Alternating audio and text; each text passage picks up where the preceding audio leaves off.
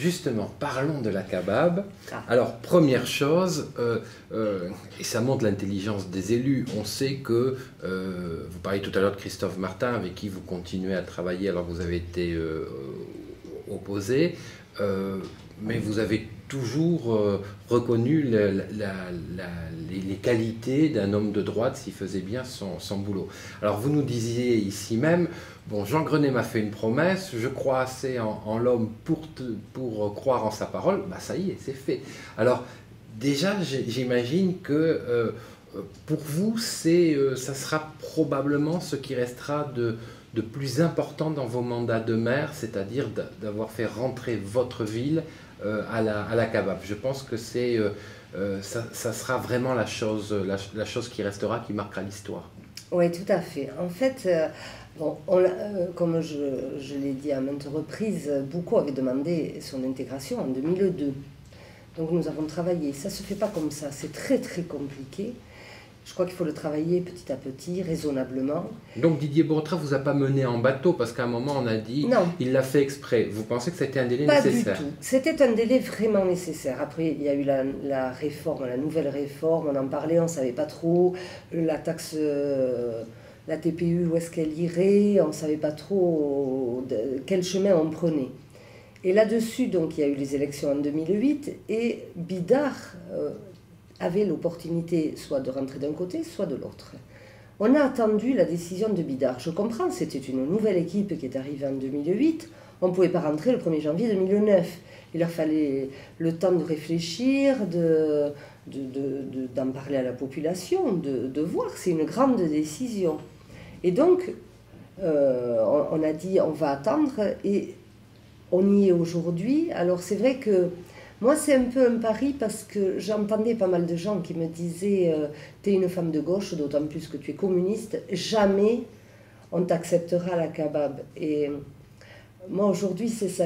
Pour moi, c'est une réussite. Je me dis, ils n'ont pas regardé mon étiquette. Je crois qu'ils ont vu ce qu'on pouvait apporter, hein, parce que on n'est pas une ville riche, mais je peux vous dire qu'on a de superbes atouts, hein. On a des gros projets, et qui vont en profiter aussi à la Kabab. Je crois que c'est...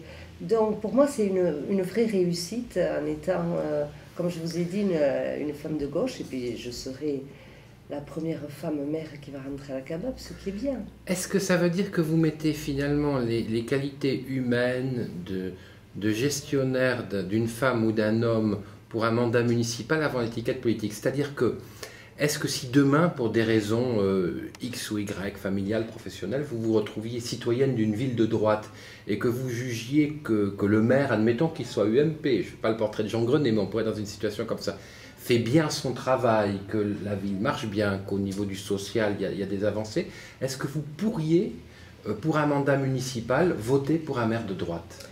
Alors je vais avoir quelques difficultés, je vais vous dire pourquoi, parce que j'ai fait l'expérience. Je vous rappelle que Boucaud, de 1995 à 2001, le maire était de droite. Quand j'ai repris en 2001, la première chose qu'on a fait, la Chambre régionale des comptes a mis son nez dans la gestion municipale, et donc 15 jours après que je sois maire, j'ai été convoquée pour me dire « Vous avez un an pour redresser les finances, autrement on met la ville sous tutelle ». Donc je vais avoir quand même du mal, parce que l'expérience que j'ai eue était catastrophique. Moi j'étais dans l'opposition à l'époque, puisque j'ai été élue en 1995, et on savait qu'on partait au casse-pipe, mais on a tenu notre mandat, et comme je vous ai dit, ça a été dur. 15 jours après être élu maire, qu'on me dise les finances sont déplorables, on met la ville sous tutelle. Vous imaginez un peu, je me demandais où j'avais mis les pieds. Je savais que ça allait être difficile, mais vraiment j'aurais bien aimé qu'on le dise à mon prédécesseur. Donc voter pour un maire de droite, je reste quand même sur l'expérience que l'on a vécue à Boucaud. Il y a aussi des maires de gauche qui ont géré de façon déplorable leur ville. Il n'y a pas un monopole d'un côté ou de l'autre. Bien sûr, ça, moi je vous parle de l'expérience boucalaise. Est-ce que vous avez eu du mal à convaincre certaines personnes de votre équipe de rentrer dans la Kabab, justement avec une certaine méfiance politique, en disant finalement restons peut-être un peu plus entre nous, parce qu'on est un petit îlot préservé et puis on gère comme une bonne mère de famille le porte-monnaie du Boucau. Vous avez dû convaincre certains?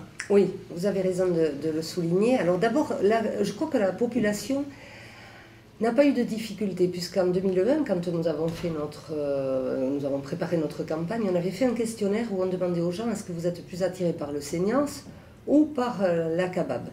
Il était clair que la majorité des Boucalais étaient attirés plutôt vers la Kabab, ce qui était une logique territoriale.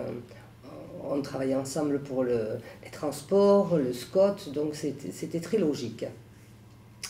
J'ai eu un petit peu de mal, non pas par rapport aux étiquettes des maires d'à côté, c'est surtout par rapport au fait de dire on rentre avec des grandes villes, on va se faire manger.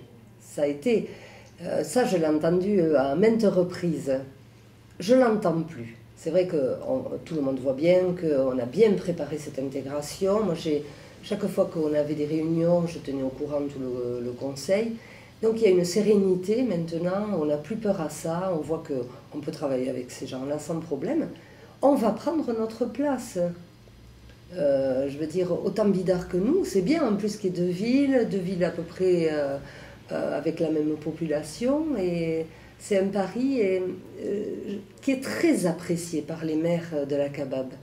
Alors, dernière question qui est un petit peu plus personnelle, mais est-ce que ça ne va pas aussi être une formidable vitrine pour une mère communiste, parce que vous savez qu'il y a des clichés dans ce pays.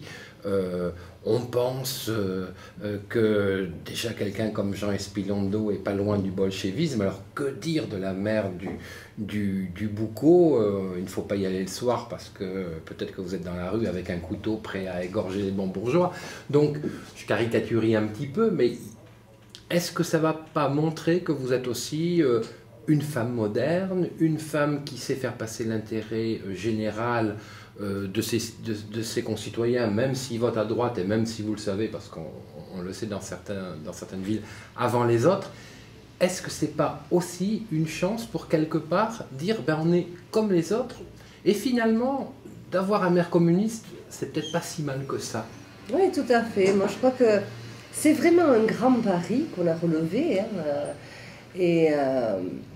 Moi, je pense que ça va bien se passer. Moi, je le sens. Ça s'est très très bien passé avec Didier Bourrotra et tout le temps qu'on a travaillé donc de 2002. On a eu les premières rencontres fin 2002 jusqu'à 2008. Après, donc vraiment, ça s'est très très bien passé avec Didier Bourrotra. Ça s'est très très bien passé avec Jean Grenet.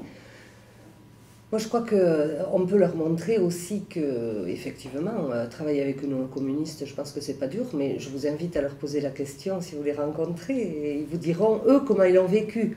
Moi, je vous assure que ça s'est très très bien passé. Vraiment, on a eu des réunions très constructives. Moi, j'ai jamais senti que ma carte politique les gênait. Mais demandez-leur. Marie-Josée Spiob, merci. On se retrouvera l'année prochaine. Vous serez ou pas conseiller général, mais vous serez en tout cas dans la Kabab, ça c'est certain. Alors vous nous raconterez un petit peu comment ça se passe, et si tous les espoirs que vous mettez dans ce mariage à 5 vont se concrétiser. Merci beaucoup.